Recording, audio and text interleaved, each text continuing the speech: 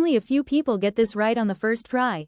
The question is, I am a number. Triple me and add 9, and you get 30. What number am I? Pause the video and give it a try.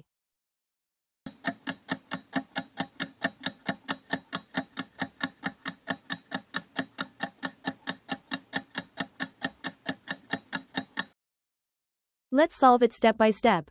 We don't know the number, so let's the number be x. The question says, triple me and add 9, and you get 30. Triple the number means 3x. Add 9. We get 3x plus 9. The result is 30, so 3x plus 9 equals 30. Now subtract 9 from both sides. 3x equals 21. Finally divide 21 by 3, hence x equals 7. Did you get 7 on your first try? Comment your answer below and challenge your friends with this puzzle. Don't forget to like, share, and subscribe for more quick math challenges.